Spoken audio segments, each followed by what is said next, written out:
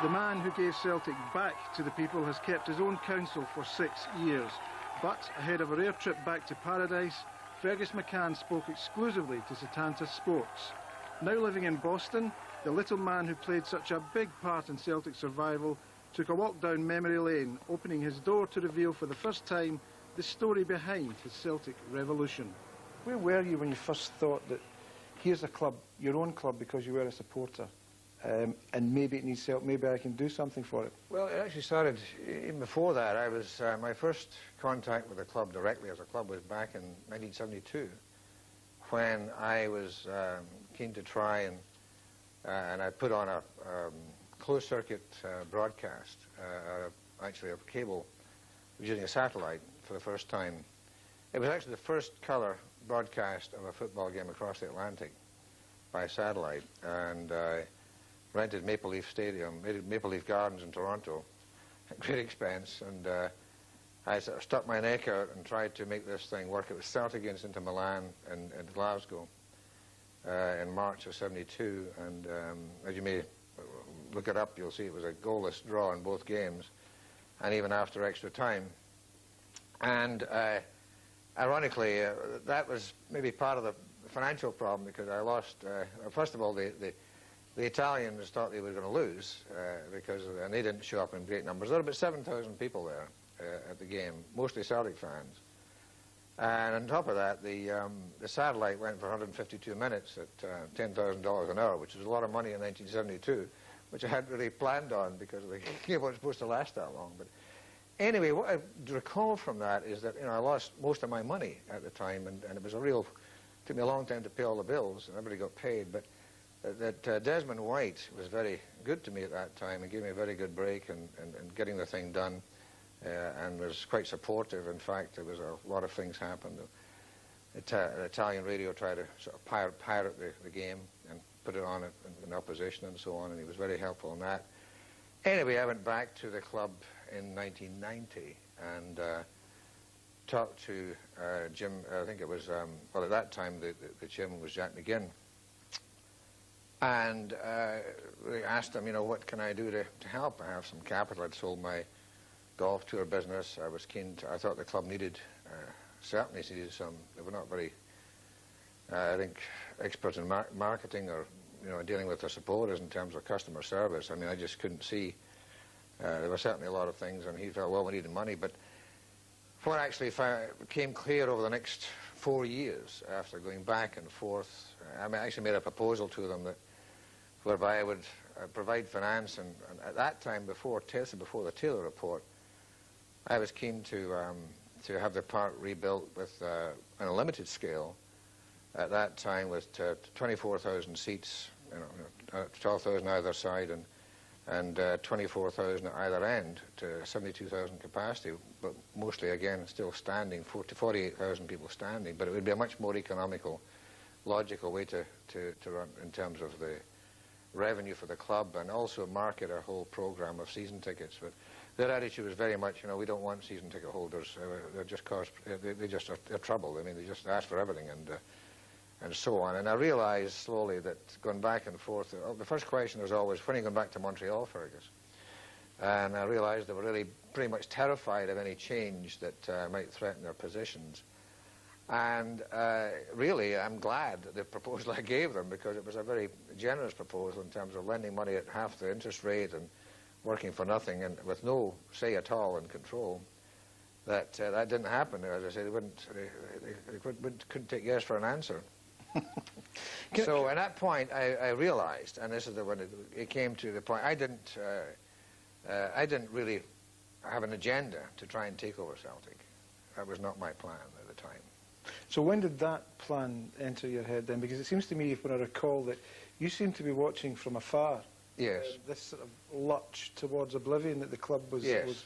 That was going on all the time. That was going on over that period. Yeah. So when did the plan to become a major player in Celtic actually take place? I came over there and started looking and talked to other people in Glasgow, other business people in Glasgow in 1992.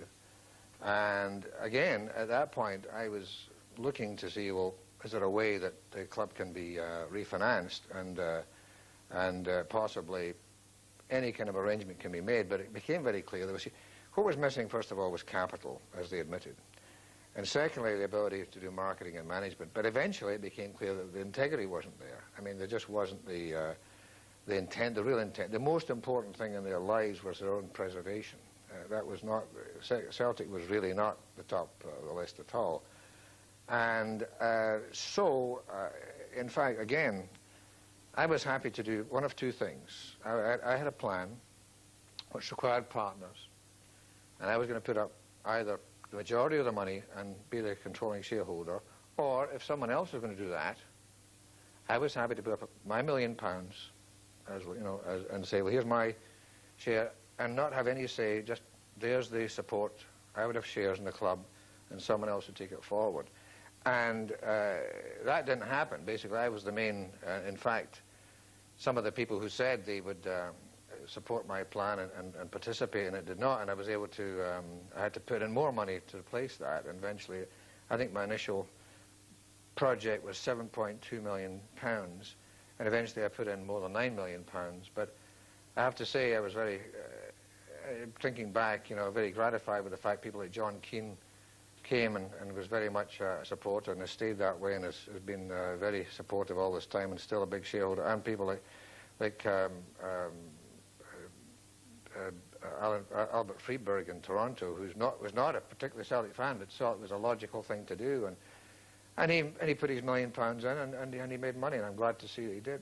So would it have been then, Fergus, was this purely a business decision from you? Because it doesn't sound that way, or was it a mixture of... It never started, it did not start as a business decision, but when you're putting in my case, 2/3 of your money, it has to be a business-like proposition. And I don't apologize for the fact that I wanted to try and work to do it on a viable... This is not a donation, this was an investment. And I felt it was worth investing, and I felt that the fans would hopefully come in as part of it, because that was part of the plan, to take the club public and have supporters, shareholders as well. And I felt that could work. Yeah, obviously there's a lot of risk involved, but nevertheless it was meant to be a rational thing, because I felt that Celtic was a good investment, but also very much under, shall we say, not well enough managed, in a sense, to make it a viable proposition, because it was, as you know, a bankruptcy, actually a negative situation. We would have been actually better off with a bankruptcy, because we wouldn't have to pay all the bills, but we had to pay all the bills even though there was no money there.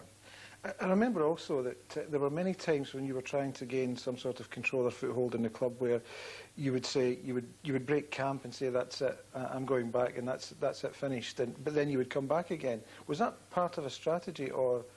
Well, we were banging our head against the wall for a while, trying to get the club to agree to proposals that made total sense, and we're just getting constant.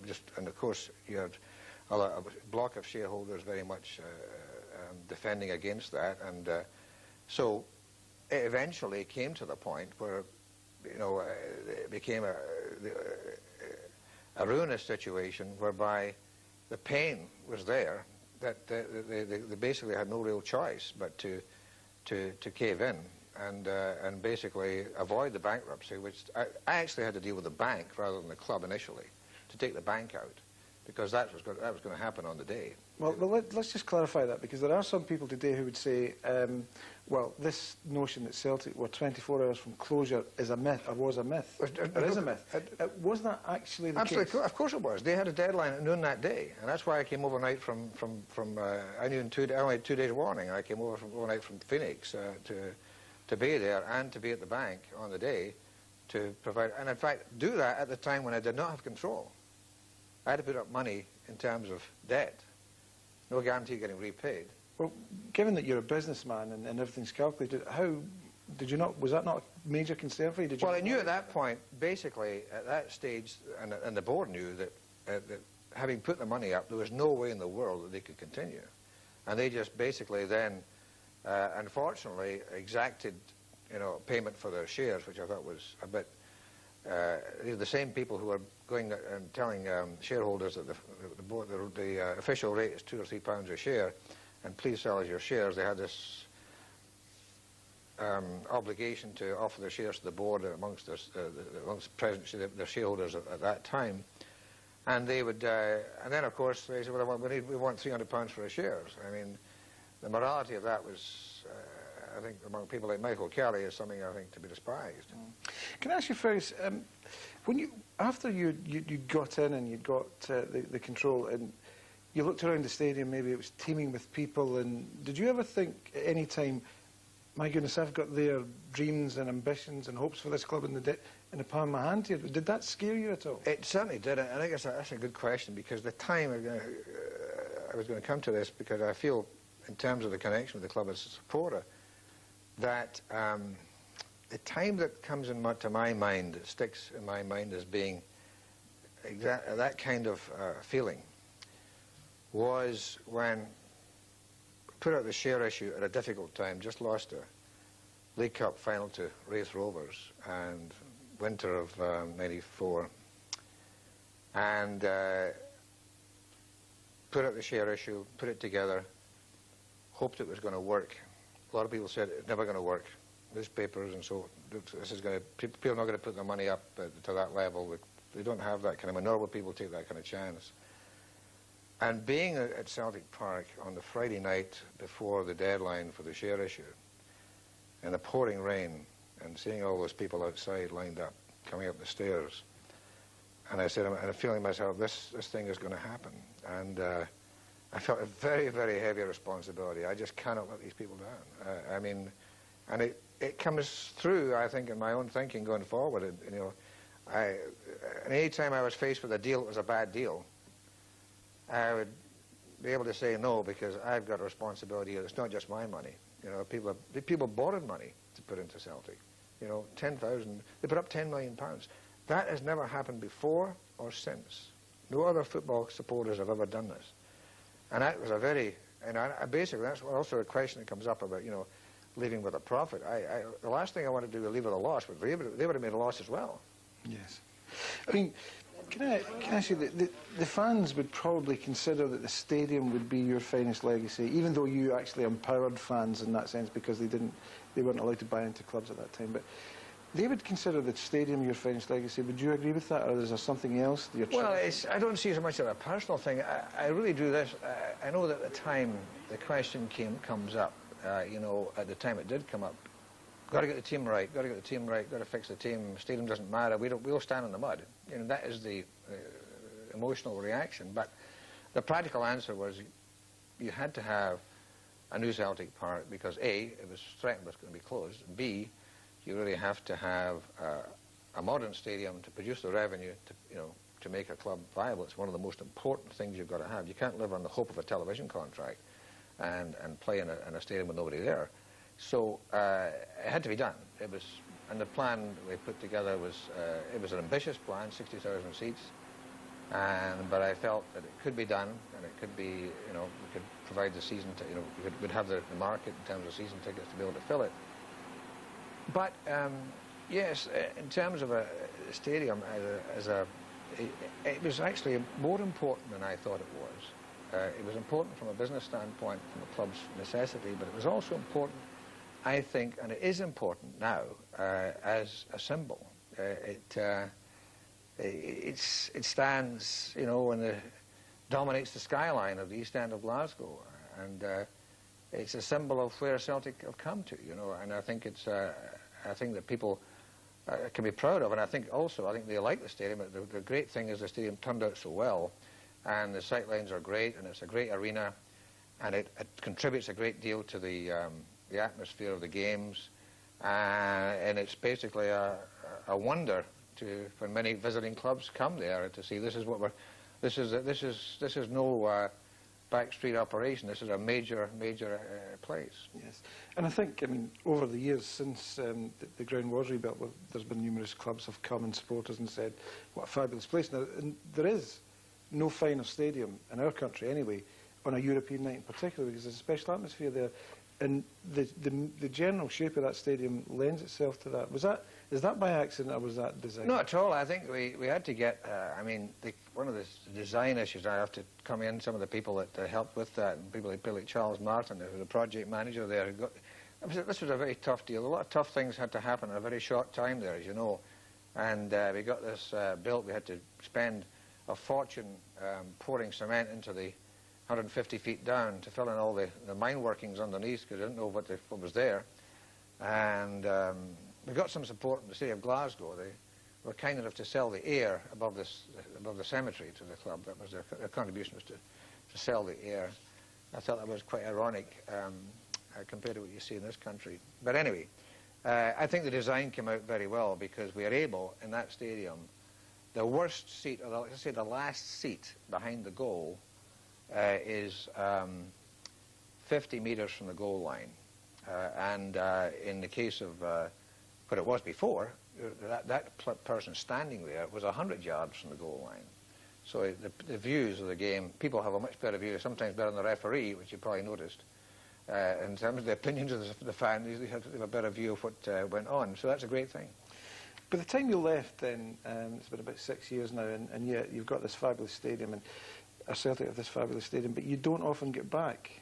Why is that? Well, it's just that I think personally I don't want to be seen as being, appearing there and sort of making, and I say I've stayed away. I've not done any interview with the media at all in that period. I've gone back once when my mother died. I took her back for burial in Scotland, and I went to a game then. But my children were pretty small, and we tend to, take trips to suit them. And in fact, most likely we'll eventually get to Scotland on a holiday and spend some time there.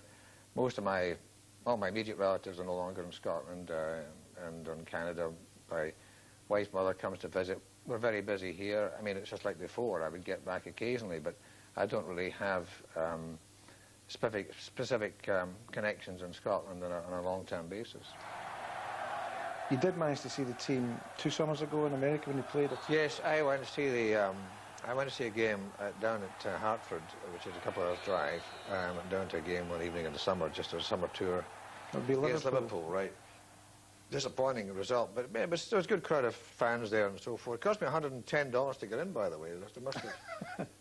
I hope that tour was a good deal for somebody. I hope it was useful for the club.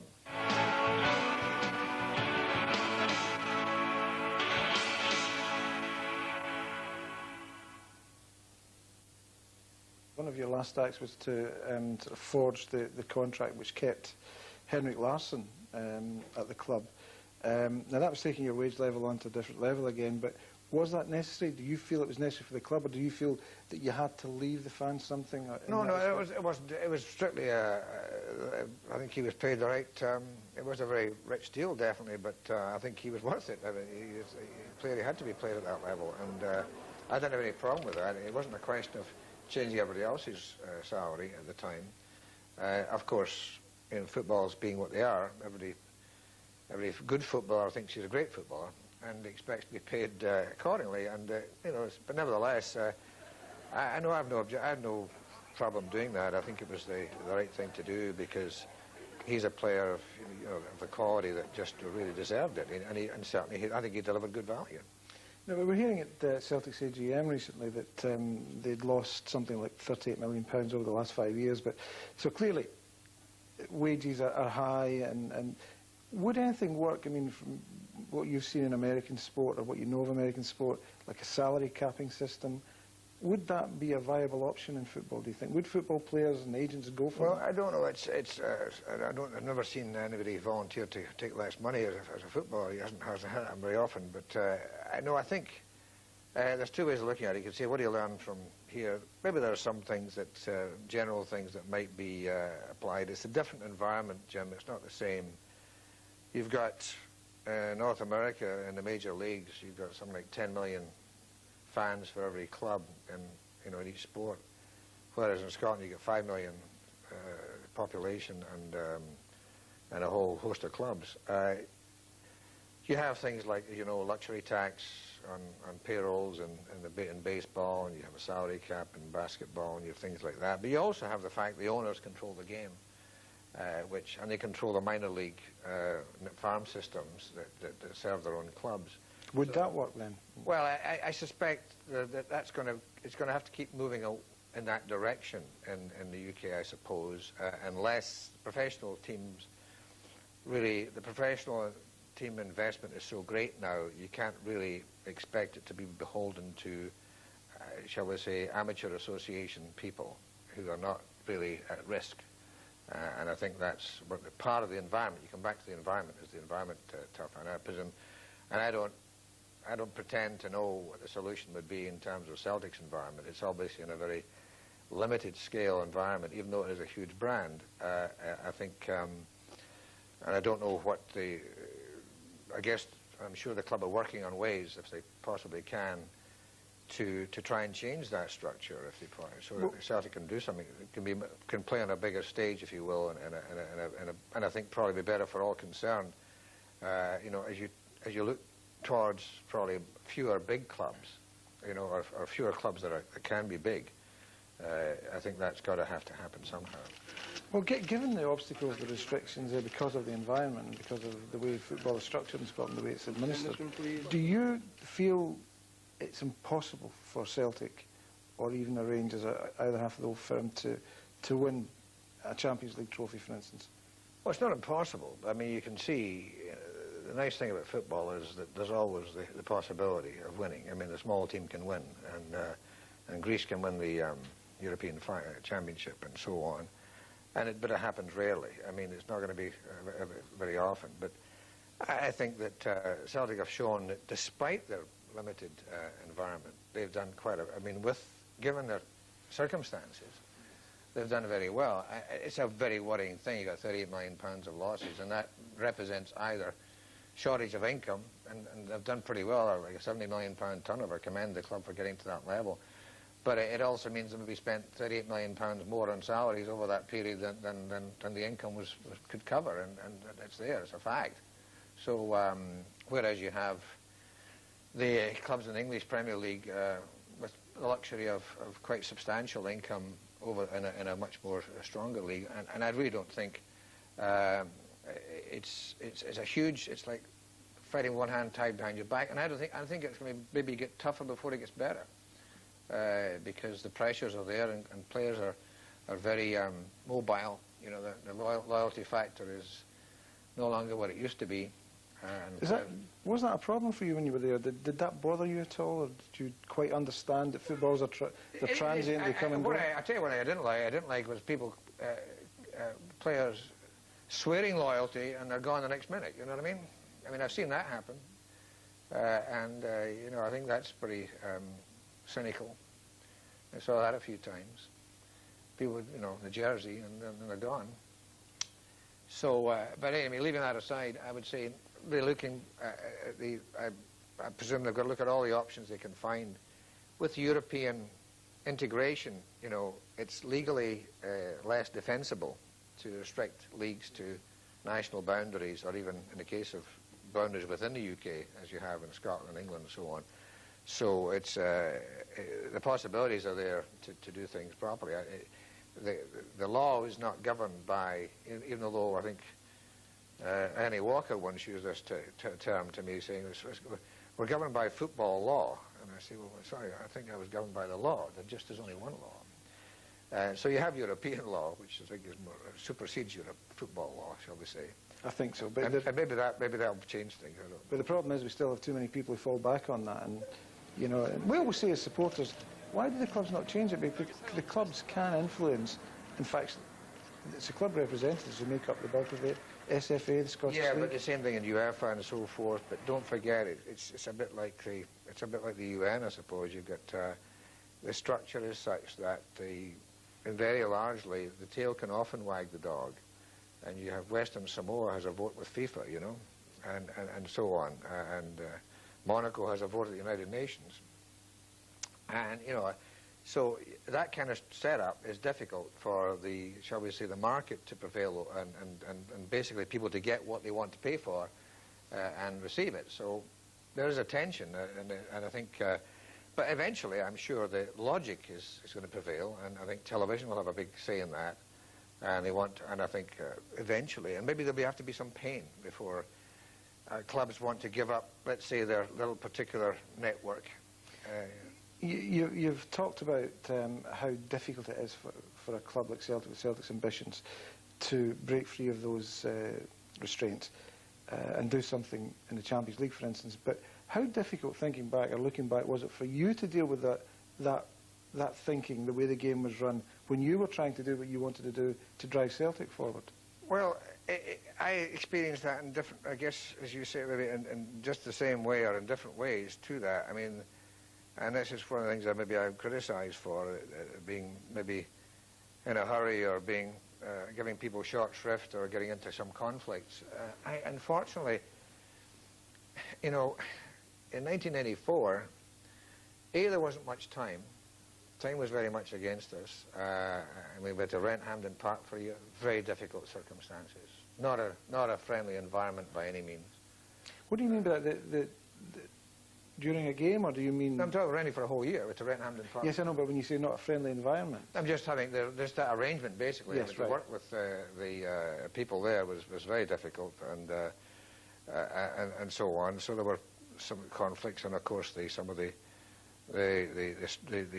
habits and so forth, and people with entrenched positions were difficult to deal with when you're trying to get some things done. And my objective, I was trying to do things on behalf of the club, and we were not surrounded by friends, to be honest. I mean, a lot of people with different agendas here, in football and outside football.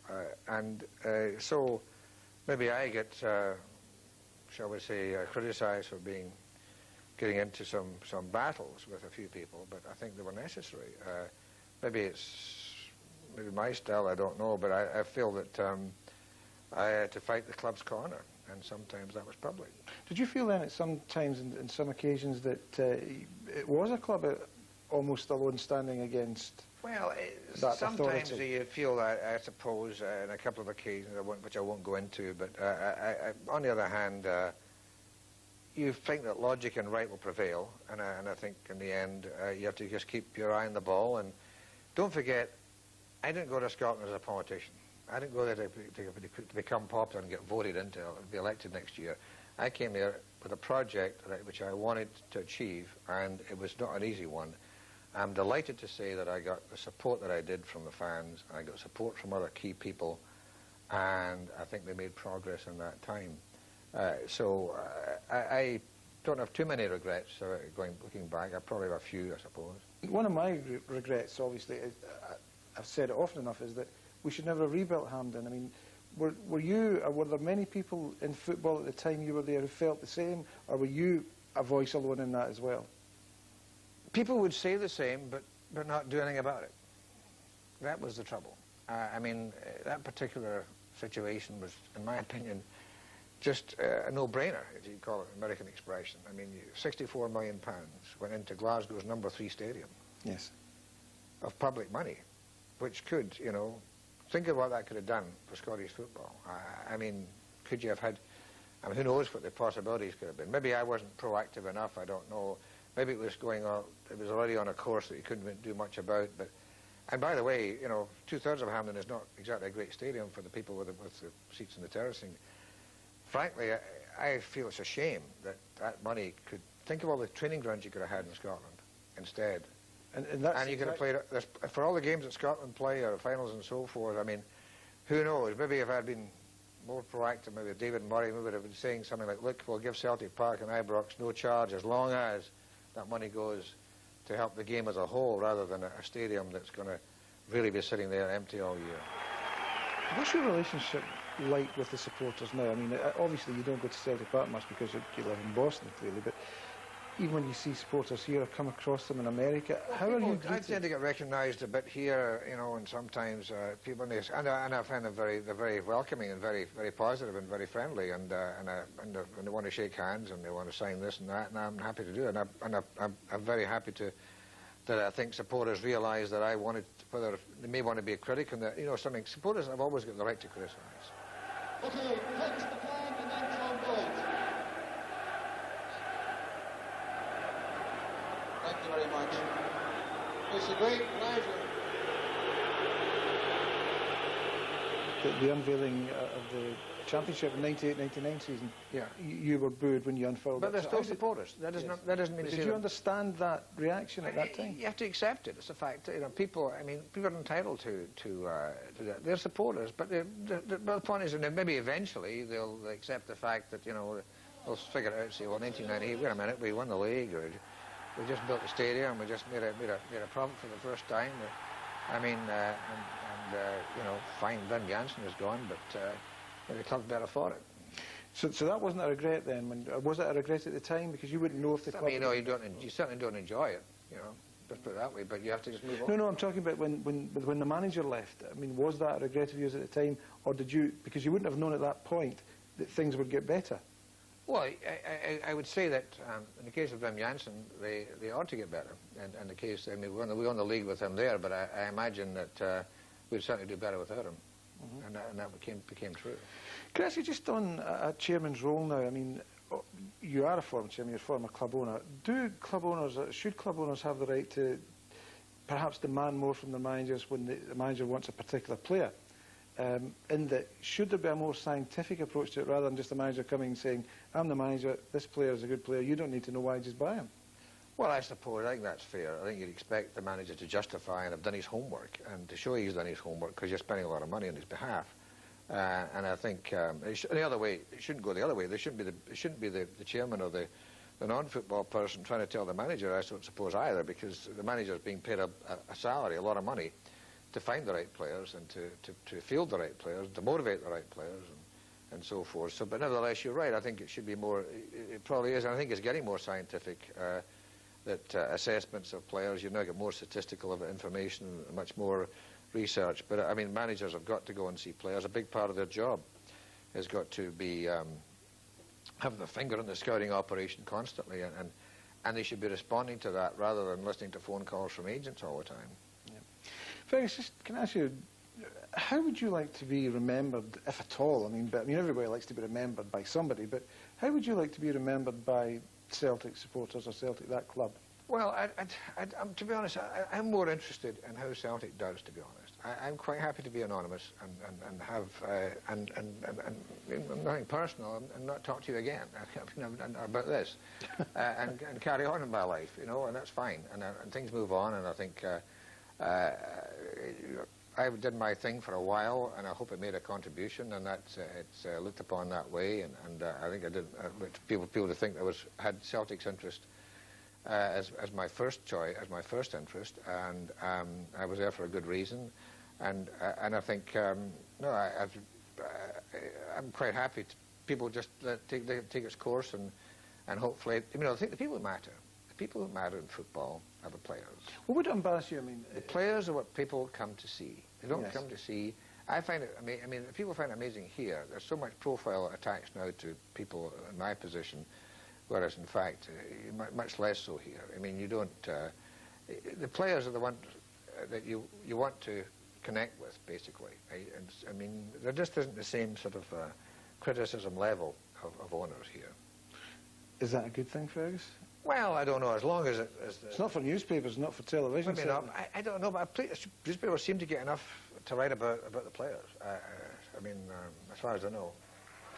You do some charitable work as well, but you seem a bit modest in that, because my understanding. Well, I'm not doing very much. So the answer, I'm modest for a good reason. But you've been that way inclined, though, haven't you? Well, no, I'm more so now. I think really, I get on to the issue of the Celtic Charity Fund, like I mentioned before, and you talked about the stadium, and you talked about the reason I'm talking to you now is because I'm very keen to point out that this is an important event that's coming up in a few days, which is the unveiling of the statue to Brother Walfrid, and I want to make the point to you about that. First of all, I'm glad about the charitable program is continuing at the club. But secondly, I think looking at that event that's coming up, first of all, I commend the Supporters Association for doing that, and Jim Divers for progressing that whole and leading that whole initiative, because I think it's a symbolic thing. Yes, you know, the roots of the club, immigrant population from Ireland back in the 1800s, and I think supporters, even although they may not have, you know, similar backgrounds, you know, going back to the East End of Glasgow, whether they're Pakistani or whether in Germany or wherever their supporters can be found, I think they should all be proud of the fact that that's where the club came from, and they are part of that. I mean, I personally, I feel a personal affiliation with that because I look back, when I was at Celtic Park, when I got a letter from a supporter in Edinburgh, and he sent me a whole chart of my Family tree? Family tree going back, yes, to show, and I hadn't seen that, going back to 150 years or so, and showing that my great-great-grandfather, Tom McCann, came from Ireland to Scotland, was a stocking maker in Glasgow. And I know that, I think it was my great-grandmother, one of my relatives around that time died in a poorhouse. And you think, you know, and it's the same way that even though, who knows how many of those supporters today who are sitting and you know, hundreds of pounds for season tickets, that their ancestors were not sitting at one of those dinner tables in 1888 with, you know, having to be fed. And I think, and you've got to look beyond that and say, well, we have a responsibility to charities, but also the fact we're part of a club that goes back to that origin. And so I think, looking at the, and you look here, and we have this modern stadium, and this is where, I put the two things together in a sense and say, well, here is Brother Walfrid's memorial to where the club came from. This is where we've come from. And here is this great Celtic Park, and this is where we are today. Now, by the time you left, Fergus, did you feel you'd achieved what you set out to achieve, both on and off the pitch? Well, I suppose my objective really were three things. I wanted to refinance the club, put it on a footing where it was stable and it was not threatened with and long term, if possible. Provide the capital, and secondly, the structure in terms of people running it. And one of the things I feel good about is the fact I was able to get a very good management group together. So, you know, there's a lot of people working there. There's about 450 employees, but some of the senior people I think I brought in were very good. It was a very good team, not just the football side, the business side, and the publishing and all the other activities. And I got that, I think, in place. And I think one thing I felt I was reasonably good at was hiring people who are smarter than me into jobs that could do better than I am, and that goes for both football and non-football. And thirdly, obviously we had to get the infrastructure of the stadium right. And results on the field, I mean, you could say, well, you know, it's not, maybe you didn't accomplish enough in those 5 years, you know, league championship and so on. I felt we made progress. I think the club, when I left, was in better shape. I like to think it was in better shape than when I got there, for sure. And I think it was on a path to get better. And I think the question for me right now is, how's the club been doing? And the answer is, I think the club has done very well since I left. And I mean, it was a great, for me as a supporter, I'm speaking to you only as a supporter here, I'm really sorry that I didn't get to go to Seville. I mean, that was a real disappointment, and that was such a great thing. And it's the kind of thing that, you know, only happens once maybe in a generation if you're fortunate. It was just a terrific event, a milestone. So the club, I think, has progressed from there. The main thing is the curve is in the right direction. You know, Jim, I think I'll make a point to you about what is the level of success that people are expecting. What are they entitled to, or what? I mean, if I talk to you as a supporter, and I'm sure this is shared by many supporters, what a supporter wants is to be proud of the club. He doesn't expect the club to win every game or to win every championship every year and so forth. But in the case of the Celtic supporter, there's a lot of pride attached to not just the history, but also its present stature to him and to the community. To a lot of people, they identify with the club. And in terms of what is expected, I would put it this way, I would like to think or want, the objective is that when any team comes to Celtic Park, they know they're in a game. You know, Celtic are able to compete at the level with anybody. And I think that's what people aspire to. They don't expect to constantly beat Barcelona, but they want to be there. I mean, to me, just as important, almost maybe not as important as Seville, but you think about that game with Bayern Munich, who came and got a goalless draw, and the players are celebrating because they came to Celtic Park and they got a draw. To me, that's a big deal. I think that shows what the level that the club wants to be and wants to aspire. And it's not an easy thing by any means, and I commend the people in charge for working so hard to try and make it happen. Any regrets? I mean, when you think back in your work at Celtic Park in Scottish football, is there a major regret? Anything that bothers you to this day? No, really, I suppose you could say there's always ways you could second guess, and you could have done something better, you could have done something earlier, or do something that you didn't do and change it. I suppose I think we're fortunate to meet Dr. Joseph Venglos. I wish I'd met him much earlier. I have a great regard for him. Would love to have seen him earlier in the club, a few years earlier, and maybe also with a general manager. I think that structure would have worked better for us. And I think that would have been a good idea. It was a good idea at the time, and I think it's the way that perhaps maybe the football eventually might go. Just finally, Fergus, you've been out for a long time now, about 6 years. Do you ever miss the chase? Miss being there? Not really. I think I've done my thing, and I'm quite happy to, you know, move on from there and feel that I've made. If I hadn't, I tell you what, if I hadn't gone, I'd have very much regretted it. Right. Would you ever go back into the game with Celtic or any other club? No, I don't think so. Never? I would. Celtic's the only club I'd be interested in, and in any case, I've done my thing, and it's up to other people to do better, and I'm sure they will. Fergus, thank you very much. It's a pleasure.